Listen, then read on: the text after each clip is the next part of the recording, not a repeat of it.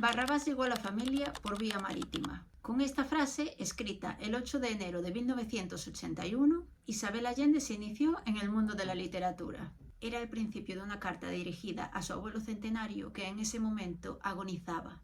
Aunque esa carta ya no podía llegar a su destinatario, Isabel Allende siguió escribiendo día tras día y al cabo de un año tenía más de 500 páginas escritas. Así nació La Casa de los Espíritus, y de esa novela y de esta autora es de lo que vamos a hablar hoy.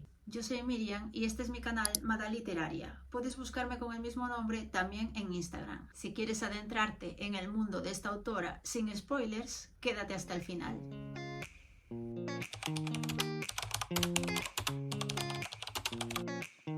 Isabel Allende nació el 2 de agosto de 1942 en Perú, pero la conocemos como chilena porque tiene esa nacionalidad. Aunque algunos expertos catalogan su obra de autobiográfica, ella dice que es más como una memoria, una colección de recuerdos que están más cerca de la ficción que de la realidad. La autora confiesa que cuando se sienta a escribir, ella crea una época, un lugar y unos personajes, y la historia se va dando por sí sola sin tener un plan premeditado. Así, varios de sus libros han surgido de cartas o de reflexiones personales. Isabel Allende empezó dedicándose al periodismo y en ese momento las personas eran su cuento. Ella misma reconoce que ejercía la profesión con escasa objetividad. Siendo una mujer de opiniones fuertes, cuando entrevistaba a alguien ponía en su boca las cosas que ella quería que dijera. Tanto era así que una vez Pablo Neruda llegó a decirle que nunca en la vida iba a dejar que ella lo entrevistara. «Es usted la peor periodista de este país», le dijo. Miente todo el tiempo y es incapaz de ser objetiva. Se pone en el centro de todas sus historias y además estoy seguro de que si no tiene una historia se la inventa. ¿Por qué no se dedica a la literatura donde todos estos defectos se convierten en virtudes?, le aconsejó.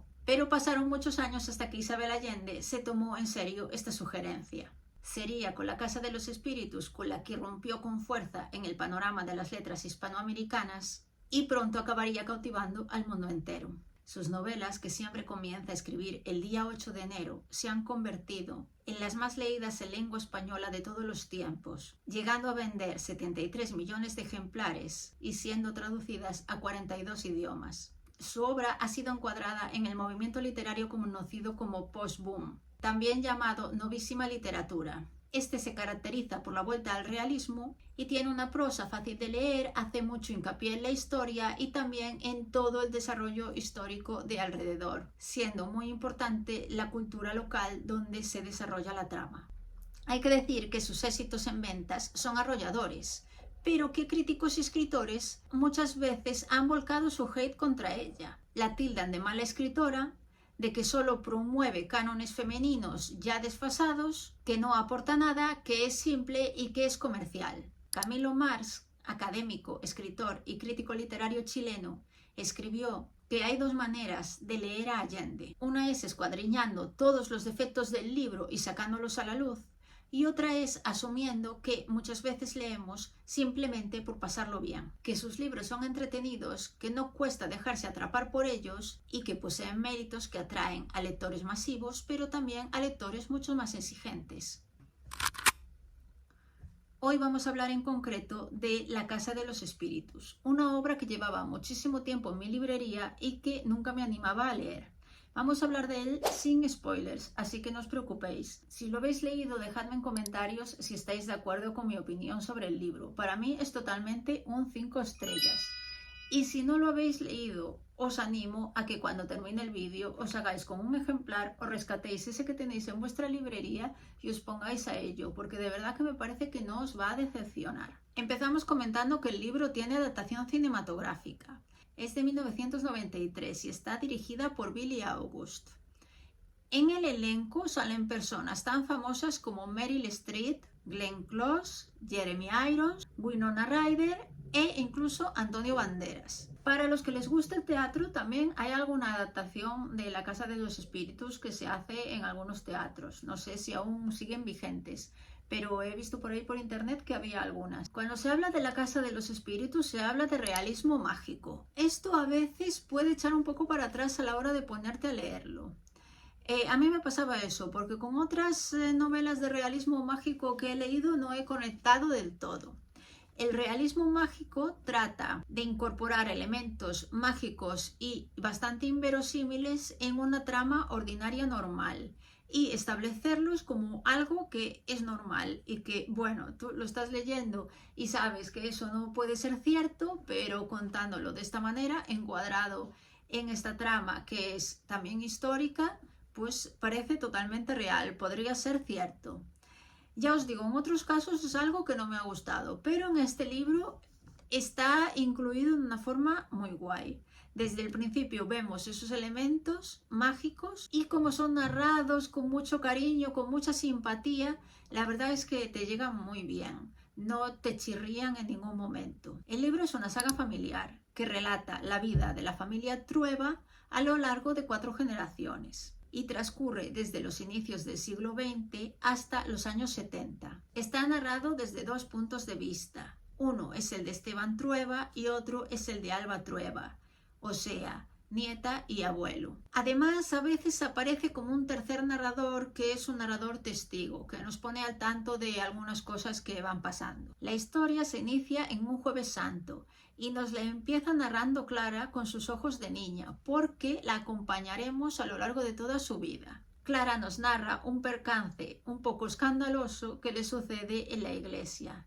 Y el tono de esta narración ya marca cómo va a ser todo el libro cuando lo veamos desde sus ojos. Por otro lado, empezamos viendo cómo es la vida de Esteban Trueba cuando es joven y se ve arrastrado a irse a trabajar a las minas para ganar dinero, porque quiere casarse con Rosa del Valle, una chica muy hermosa y con el cabello verde. A lo largo de la novela vamos a ir alternando así las visiones de estos dos personajes. Vamos a ir siguiendo la historia de esta familia que al principio estará muy unida, pero que poco a poco se irá resquebrajando. Todo este distanciamiento funciona un poco alrededor del personaje de Esteban Trueba, que cuando lo conocemos nos parece un personaje bastante entrañable, muy bueno y que lo hace todo por amor, pero que con el paso de las páginas y de los años en la historia se va volviendo cada vez más despótico, consiguiendo amasar una fortuna y peleando constantemente por el ascenso social. Esto es un poco la justa oposición con el otro personaje de Clara, ya que los vínculos más fuertes se crearán entre las mujeres de la familia. Pero bueno, no os equivoquéis, esta es una historia familiar, pero también tiene parte de novela histórica, porque nos adentra en la historia de Chile. De la mano de la autora podemos ver la precariedad en la que viven los campesinos, las grandes diferencias de clase, los abusos de poder, las luchas constantes por ascender socialmente y vivimos también de la mano de los personajes el levantamiento militar y las consecuencias que provocará la dictadura. El título de la novela hace referencia a ese caserón familiar que se encuentra en la esquina y que es donde ocurre toda la trama. Allí unos personajes van, otros vienen, otros se quedan, otros nunca vuelven.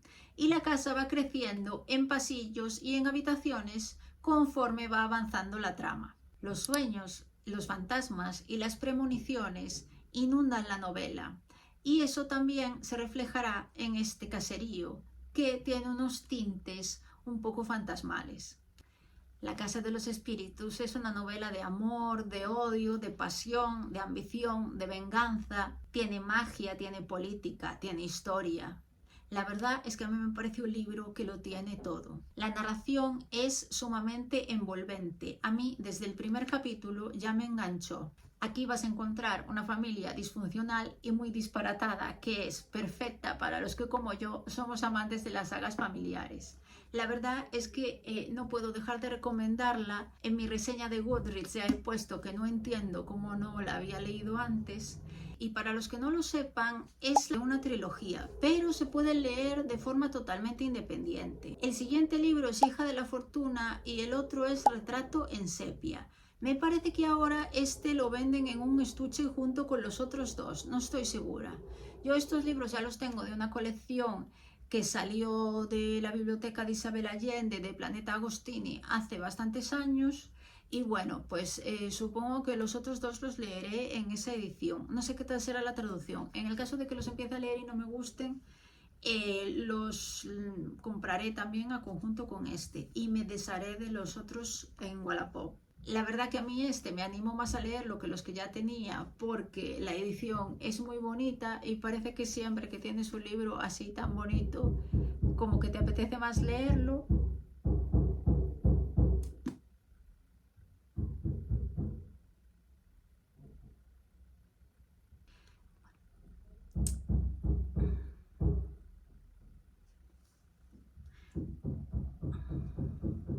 ¡Joder! ¡Para!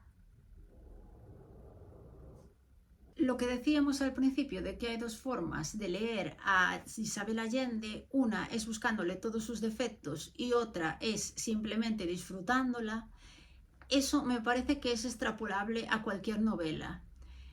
Muchas veces hay gente que está obsesionada con leer literatura de buena calidad, pero ¿qué es la literatura de buena calidad? Para mí un libro que me entretiene, que me absorbe y que me apasiona, para mí ya es un buen libro. Me da igual que no sea la maravilla mundial en el mundo literario. Yo si lo disfruto, para mí es un libro estupendo. Y si me da pena acabarlo y tener que soltarlo, si me da tristeza abandonar esos personajes, eso ya lo define como un buen libro, por lo menos para mi gusto. Creo que eso se hace mucho ahora, en plan catalogar de tú lees buena literatura, tú lees mala literatura. Eso me parece una tontería. Está claro que hay literatura que es sublime, que está muy bien escrita, pero para mí, si lees, ya es suficiente. Da igual lo que leas, porque eso a lo mejor después te va llevando a leer libros pues cada vez mejores. Entonces lo importante al final es que te entretengan. Bastante tenemos ya con la vida normal como para estar preocupados por esas tonterías. Si lees algo, lo disfrutas, si te gusta y te hace sentir bien o te hace sentir mal, pero te aporta, eso ya es un buen libro. No sé si opináis lo mismo que yo o si no. Y bueno, pues por ese preciso motivo yo a este le he dado 5 estrellas. Seguramente esté entre mis favoritos a finales de año, porque es un libro que me ha hecho sentir lo que sentía hace muchos años cuando devoraba novelas de corte histórico de Victoria Holt o Jan Plaidy, dependiendo cómo lo leas, con seudónimo o sin él. Aquellas novelas como que me transportaban a un mundo en el que no paran de suceder cosas, pero es un mundo con un ritmo mucho más lento, mucho más tranquilo. Y en el mundo en el que vivimos hoy, la verdad que agradezco bastante que una novela me transporte a esos lugares así, en los que no había móviles, en los que había otra clase de vida, en esas fincas familiares, en esos veranos. La verdad es que es algo que me gusta mucho y la he disfrutado por eso, porque me gustan mucho las historias familiares, porque me encanta que tenga un marco histórico y porque está narrada de una forma, para mi gusto, maravillosa, que te hace entrar mucho en la historia, que te transporta a ese momento. Los personajes, tanto los adoras como los odias, hay pues como en todas las familias, gente que es horrible y gente que es maravillosa. Y este libro pues es eso, un poco de cada cosa. Y bueno, pues no sé si os han entrado ganas de leerla. Decidme en comentarios si os gustan esta clase de vídeos en los que hablamos de un libro en concreto. YouTube ahora en verano está así un poco decadente, parece que no se mueve mucho y tampoco sabía de qué hablar. Y este libro me ha gustado tanto que he dicho, tengo que hacer un vídeo sobre él, porque para eso me creé el canal, para hablar de cosas que en ese momento pues me apasionan y me encantan, o libros que a lo mejor no me gustan tanto. Así que nada, os leo en comentarios y que paséis un buen fin de semana. Nos vemos en el próximo vídeo. Un saludo.